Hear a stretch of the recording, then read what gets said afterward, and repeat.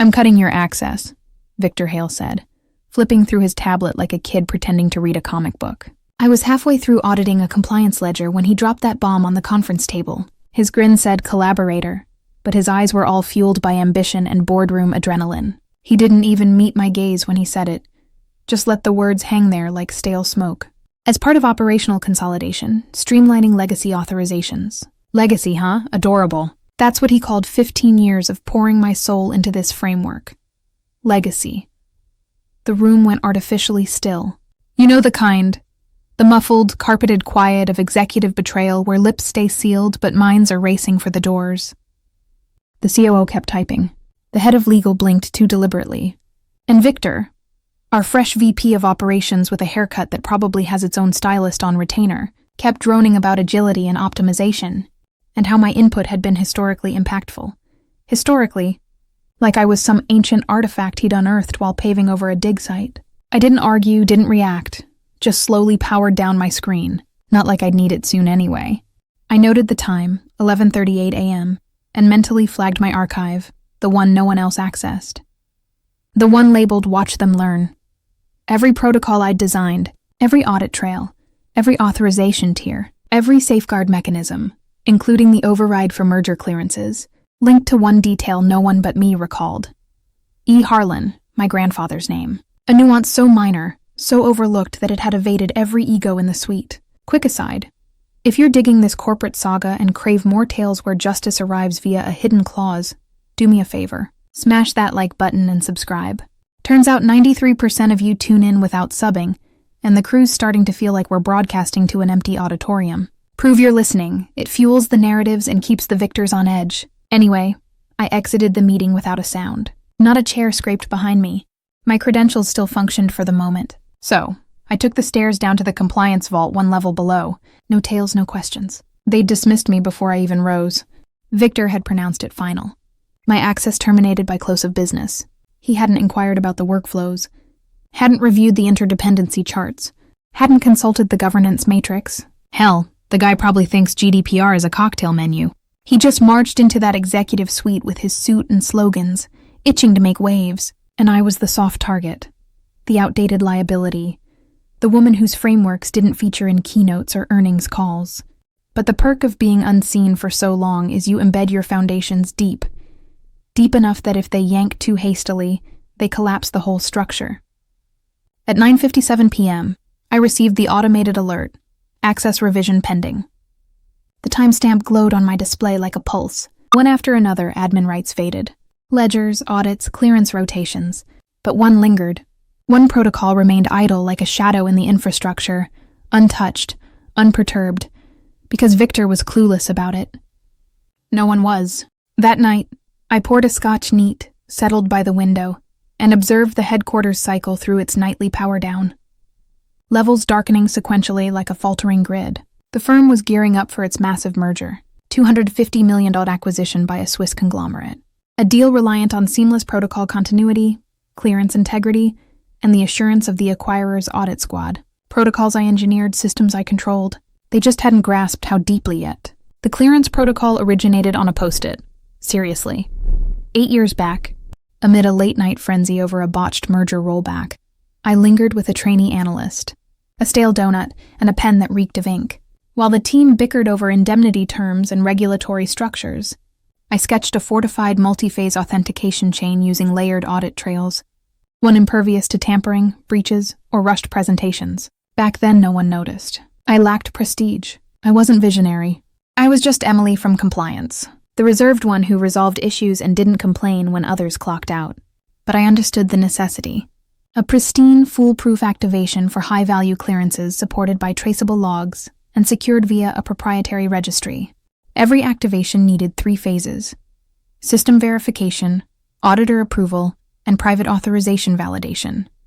If any phase faltered, the process froze. No bypass, no shortcut, just a complete stop until a designated override authority endorsed it.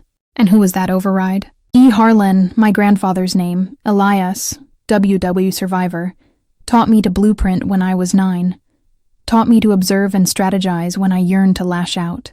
The name wasn't flair. It was my subtle imprint etched into the system's core.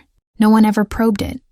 because no one delved that far into the blueprints. It operated impeccably for years, and since it did, it blended into obscurity like all my efforts. Jump to now. Victor swaggers in with his bold strategy, and opts to excise the linchpin without questioning its load. He doesn't even verify if the framework demands an override persona, doesn't realize that nested 3 strata deep in the auditor logic is a pointer string that still reads override equals E Harlan.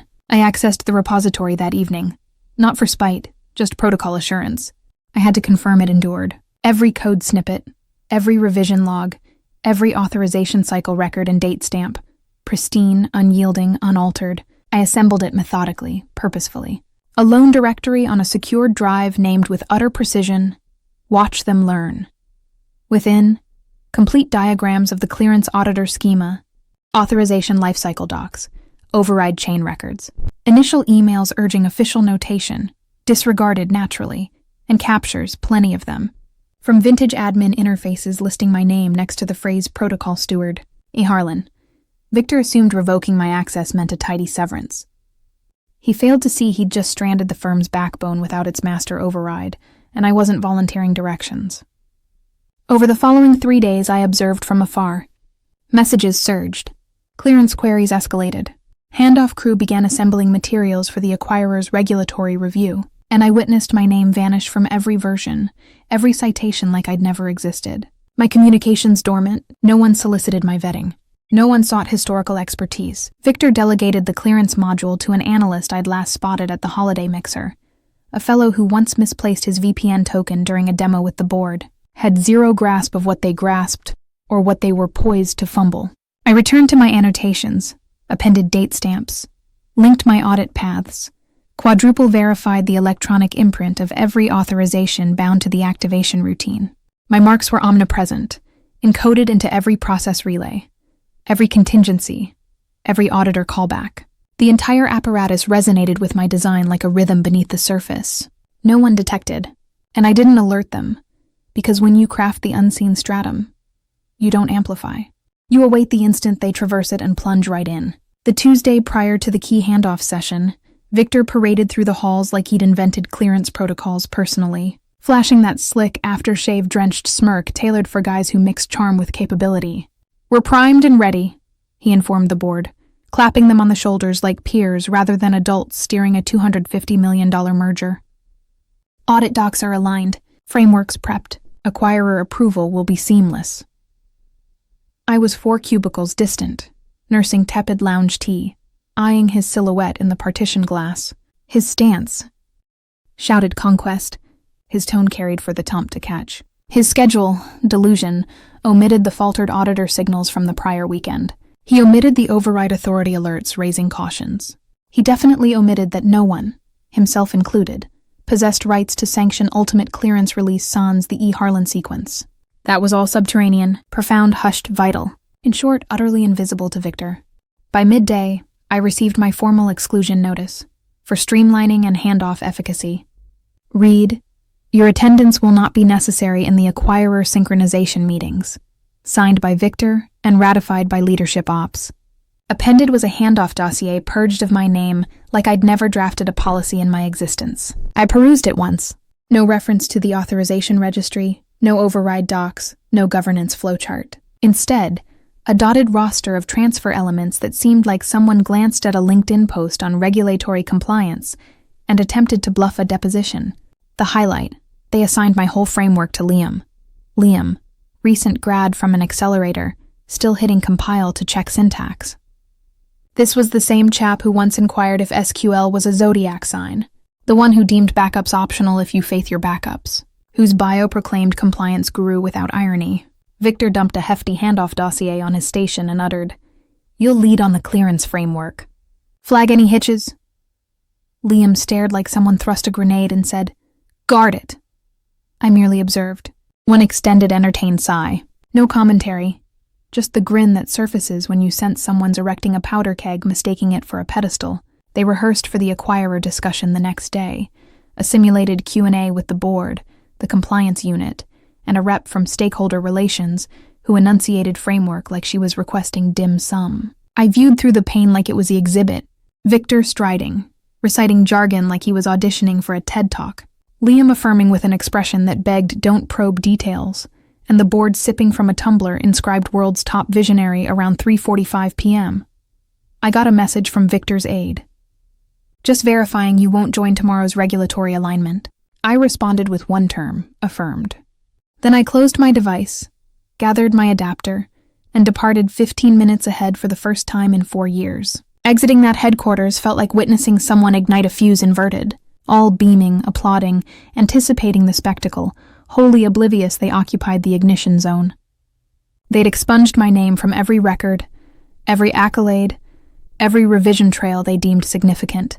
But the framework didn't heed names. It heeded authorizations. It heeded overrides. And regardless how Victor aspired to reign, he couldn't anoint himself guardian of a realm he didn't comprehend entering.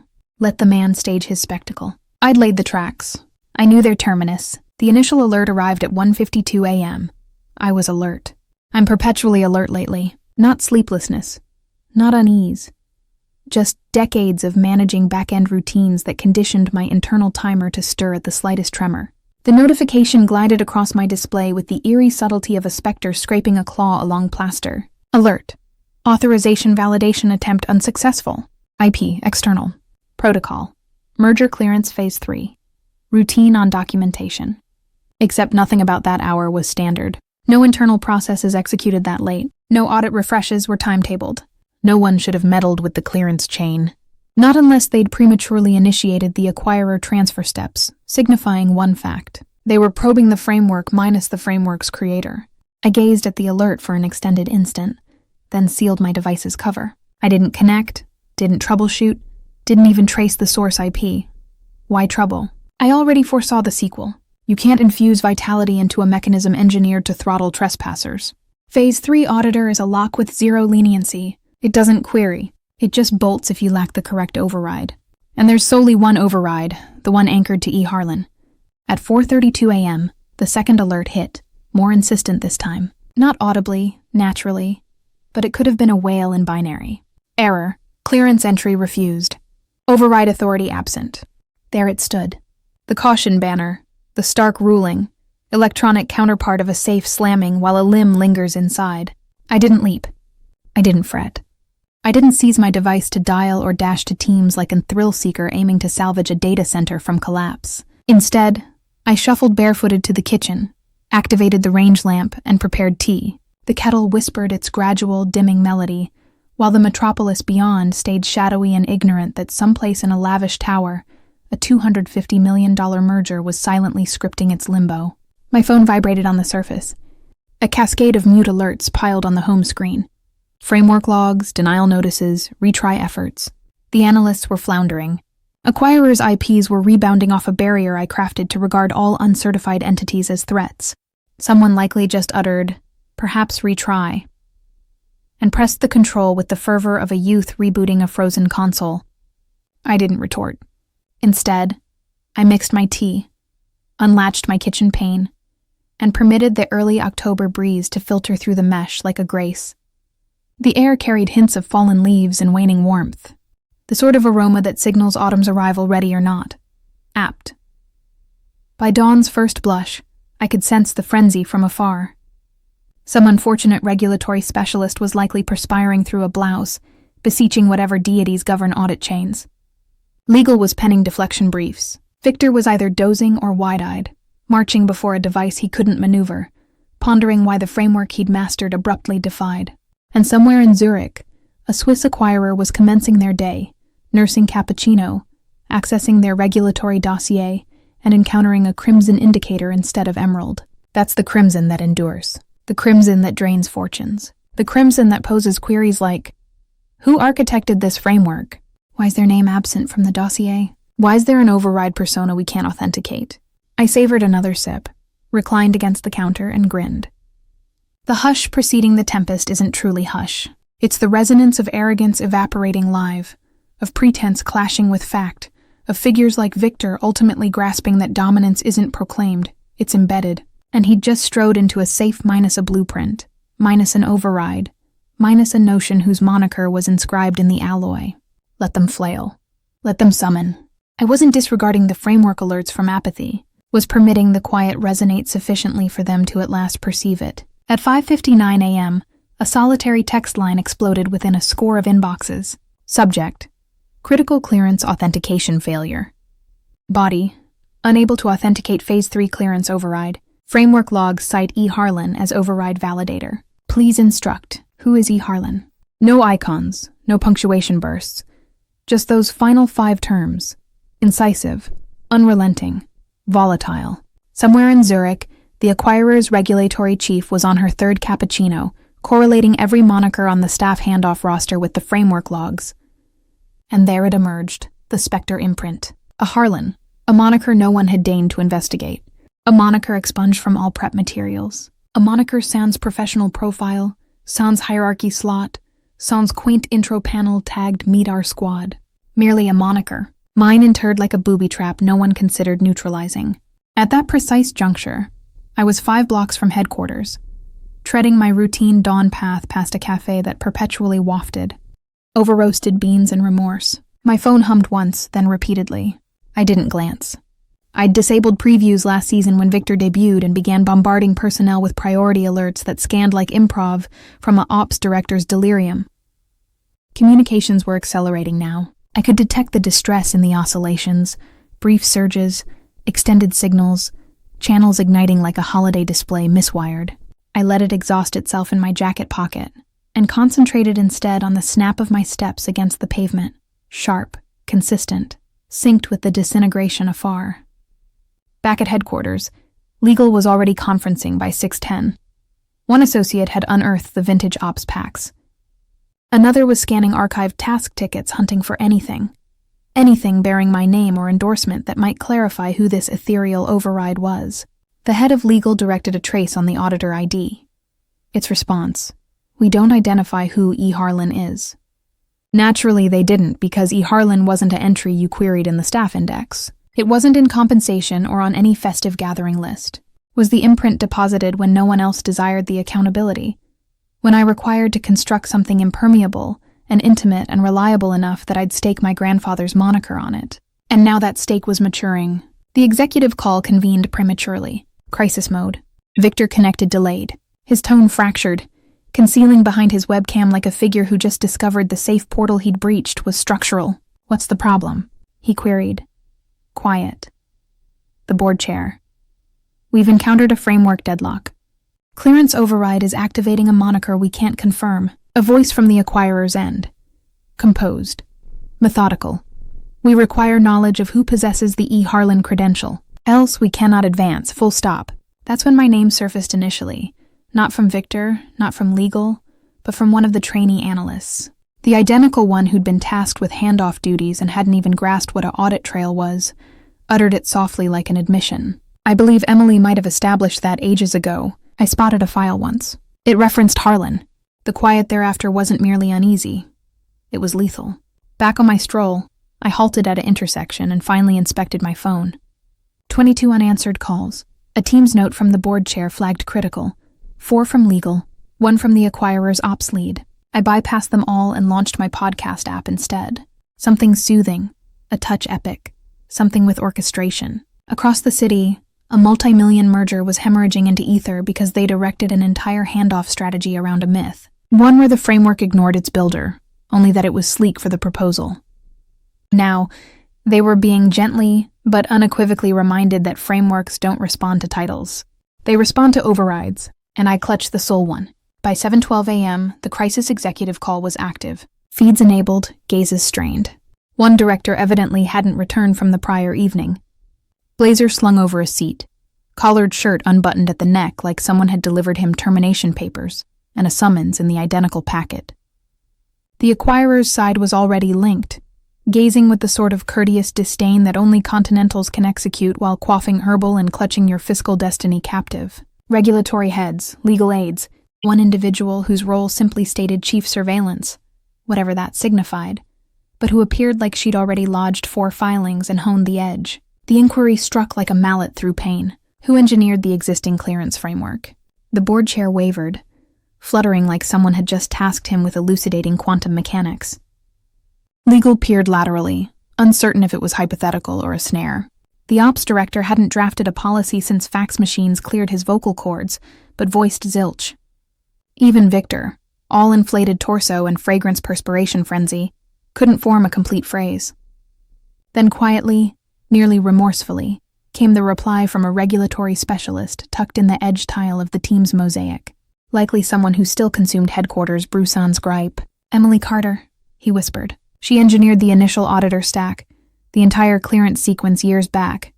Boom. Just so. Silence.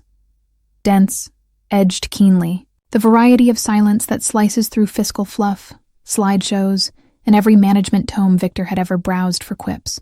The board chair pivoted gradually toward Victor.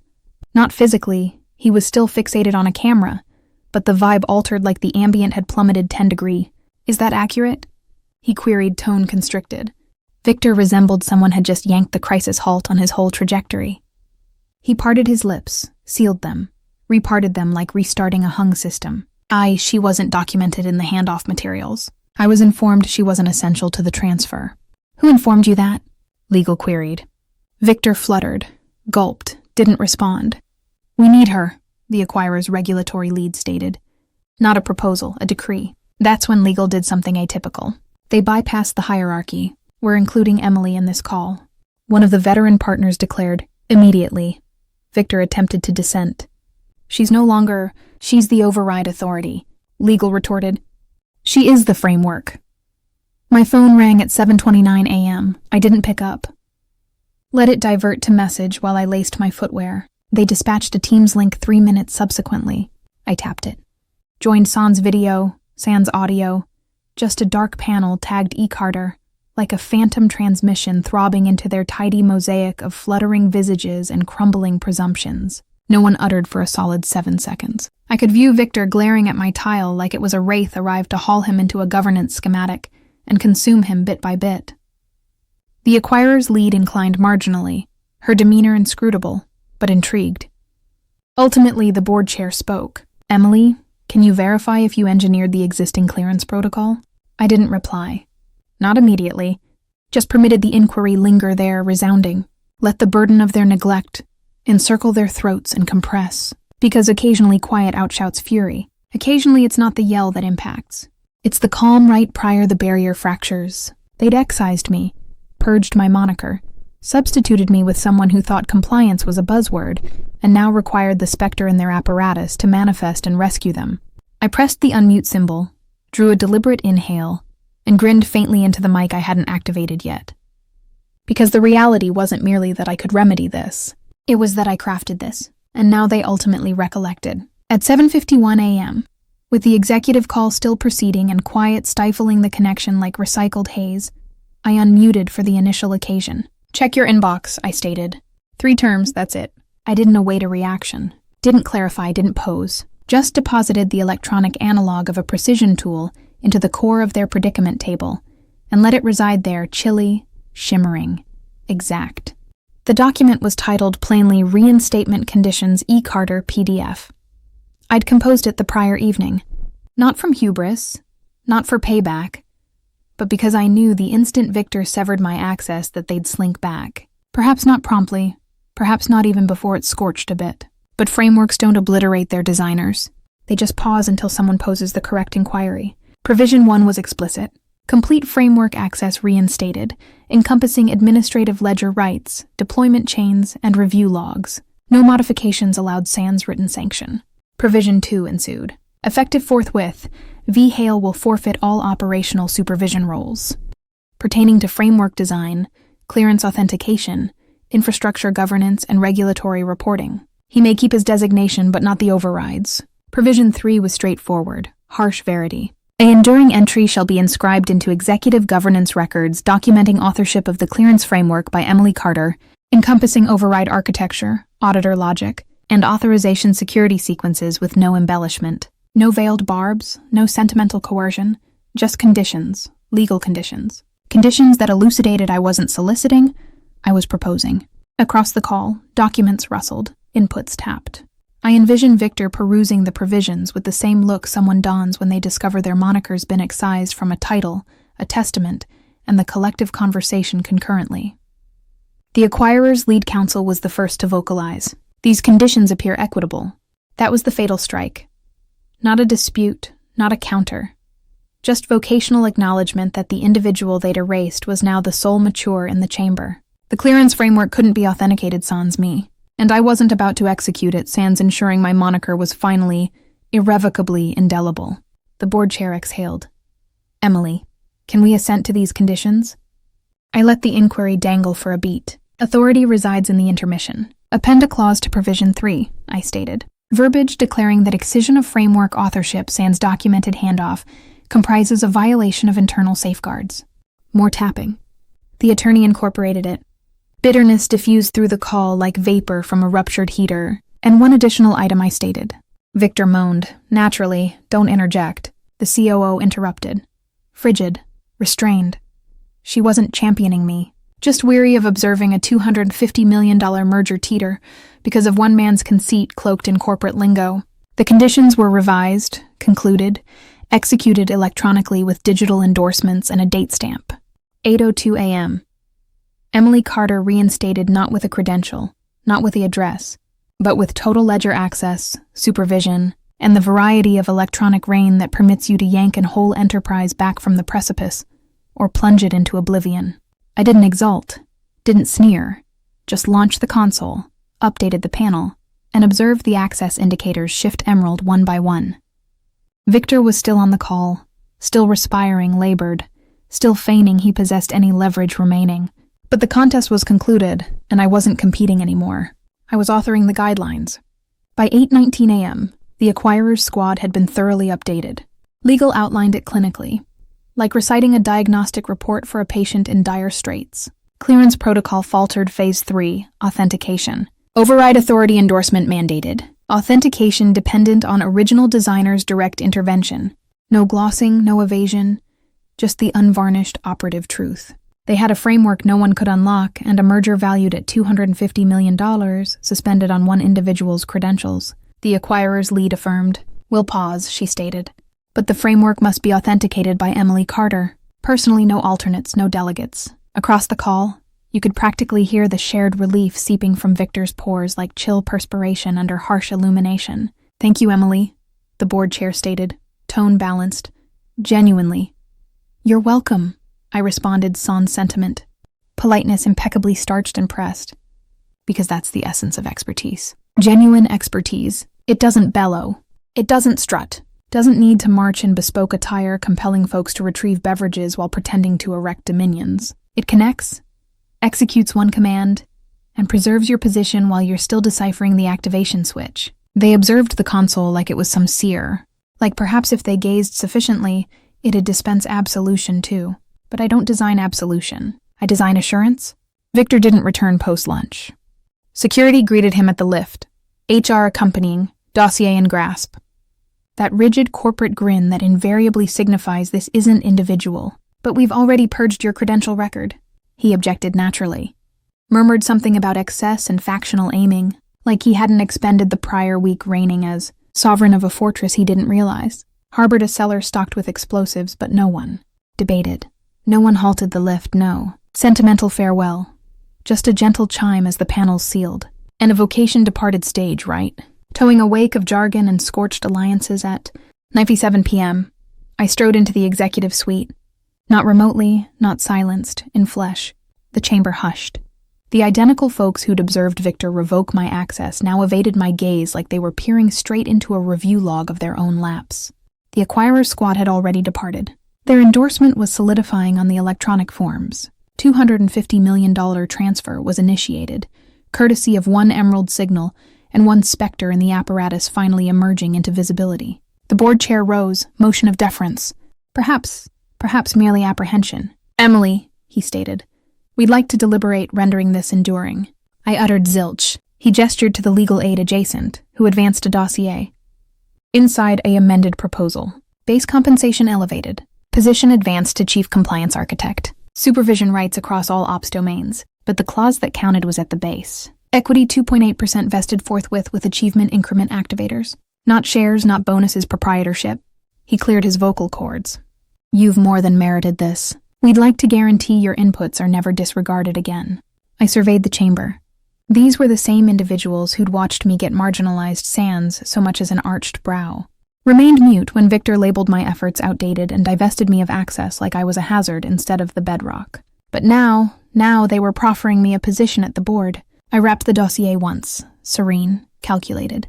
Then I stated, Harlan accepts. The COO grinned, not courteously, not tactfully. Authentically, she was the sole one in the chamber who hadn't recoiled when I returned from electronic banishment, clutching the framework in my grasp like a blade. She affirmed once. Esteem traded. No further terms required.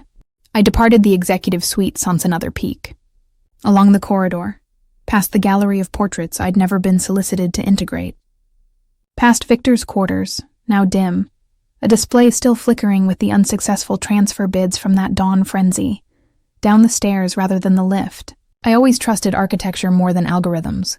I entered the compliance vault solo. The drone persisted low and steadfast. Resonance of persistence, of reliability, of frameworks obeying because someone once invested enough to render them integrity. I approached the console, connected with the reinstated chain. The pointer pulsed, awaiting. I inputted reset authority protocols enter. Fresh routines, fresh records, no specters this time. Solely my moniker. Not vengeance, not even victory, just rectification. Because I didn't aspire to demolish the framework. I aspired to ensure that next time someone like Victor attempted to revise history, the framework would murmur back, access refused. Authorship verified. You're the real stars of the corporate jungle. Thanks for watching. If you enjoyed this tale of corporate comeback, hit that subscribe button on my channel for more stories like this. Underdogs turning the tables with smarts and strategy. Don't forget to like and share. It keeps the content coming.